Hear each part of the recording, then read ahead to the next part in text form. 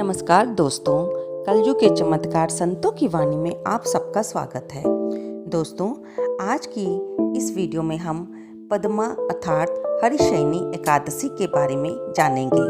आषाढ़ मास के शुक्ल पक्ष की इस पद्मा एकादशी को अधिकांश व्यक्ति देवशयनी अथवा देवसोनी या आषाढ़ी एकादशी, देव पद्मा एकादशी और कई जगह पर तो इसे तोली एकादशी भी कहते हैं। इस दिन से भगवान विष्णु 4 मास के लिए क्षीर सागर में शयन करते हैं, इसीलिए इसे हरिशयनी एकादशी कहा जाता है। पुराणों में ये भी कहा जाता है कि इस दिन विष्णु भगवान 4 मास तक बलि के द्वार पर पाताल में रहते हैं और कार्तिक मास के शुक्ल पक्ष की एकादशी देव उठनी एकादशी को अपने लोक में लौटते हैं। इन 4 महीनों में भगवान विष्णु के क्षीर सागर में निवास करने के कारण विवाह आदि कोई शुभ कार्य नहीं होते।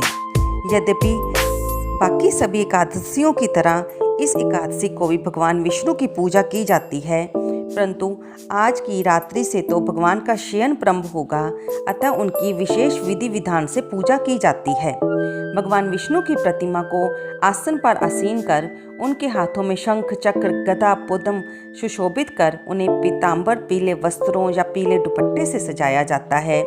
पंच अमृत से स्नान कराकर भगवान की धूप, दीप, पुष्प आदि से पूजा करके दीपक से आरती उतारी जाती है। उन्हें तांबूल, पुंगी फल अर्पित करने के बाद निम्नलिखित मंत्र द्वारा भगवान की स्तुति की जाती है।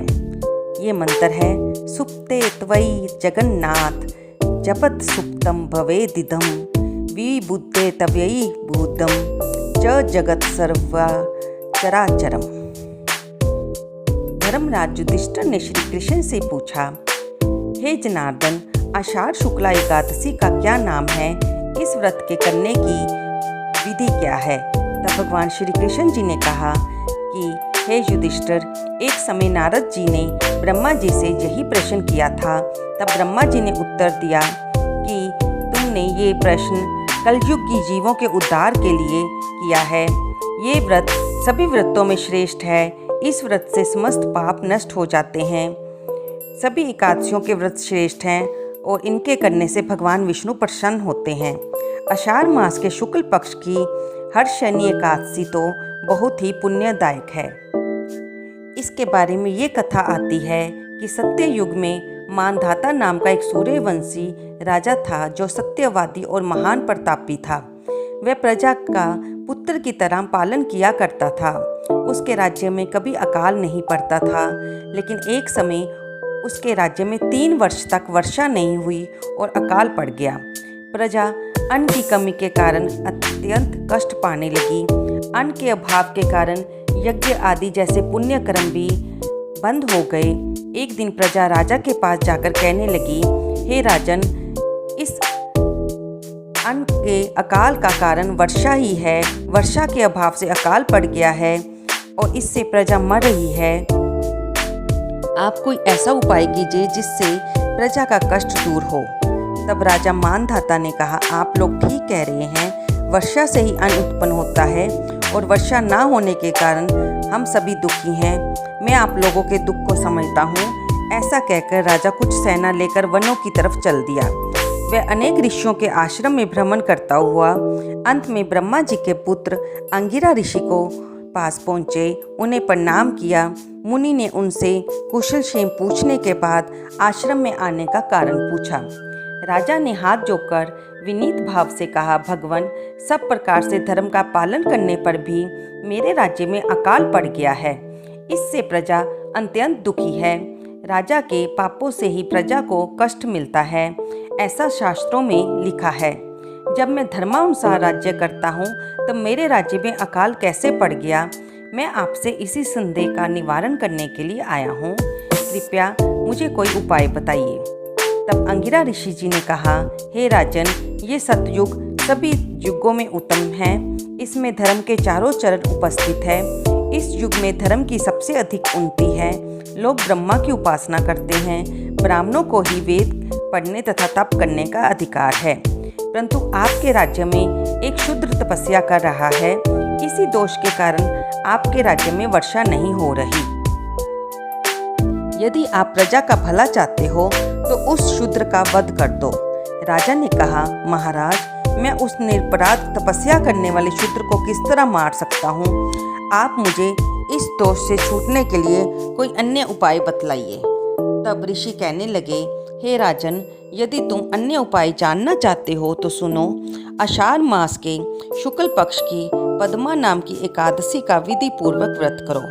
इस व्रत के प्रभाव से तुम्हारे राज्य में वर्षा होगी और प्रजा सुख पावेगी। इस एकादशी का व्रत इस सभी सिद्धियों को देने वाला और उपद्रवों को शांत करने वाला है। अतः तुम प्रजा, सेवकों, मंत्रियों सहित इस व्रत को करो। मुनि के वचन सुनकर राजा अपने नगर वापस आ गए और उन्होंने विधि पूर्वक पद्मा एकादशी का व्रत किया। उस व्रत के प्रभाव से वर्षा हुई और प्रजा को सुख पहुंचा। इस हरिशयनी एकादशी का व्रत सभी मनुष्यों को करना चाहिए, क्योंकि ये व्रत इस लोक में भोग और परलोक में मुक्ति को देने वाला होता है। इस कथा के पढ़ने व सुनने मात्र से ही मनुष्य के समस्त पाप नष्ट हो जाते हैं। दोस्तों, इस बार देवशयनी एकादशी 10 जुलाई दिन रविवार को आ रही है। इसका शुरू होने का समय 9 जुलाई शाम 4:40 से लेकर 10 जुलाई दिन रविवार दोपहर 2:15 तक रहेगा और उसके बाद फिर द्वादशी शुरू हो जाएगी। 10 जुलाई को सूर्योदय का समय सुबह 5:52 पर और सूर्यास्त का समय शाम को 7:12 को रहेगा। इस व्रत के पारण की समय द्वादशी को 11 जुलाई दिन सोमवार सुबह 5:56 से लेकर 8:25 तक रहेगा। जो भी श्रद्धालु इस व्रत को रखें उनके लिए पारण समय दिन सोमवार को 11 जुलाई के दिन रहेगा। दोस्तों, अगर आप यथाशक्ति इस व्रत को रखें तो बहुत अच्छी बात है। अगर नहीं भी रख पाएँ तो इस दिन भगवान विष्णु का पूजा अर्चना जरूर करें। उन्हें फल फूल नैवेद्य और धूप दीप दान अवश्य करें। मंदिर में जाकर भी उनके दर्शन करें और यथाशक्ति उन्हें फल फूल अर्पित करें और ओम नमो भगवते वासुदेवाय मंत्र का जाप करें। दोस्तों, आपको ये वीडियो कैसी लगी कृपया कमेंट बॉक्स में अवश्य लिखें और इसे लाइक करें, शेयर करें और सब्सक्राइब करें।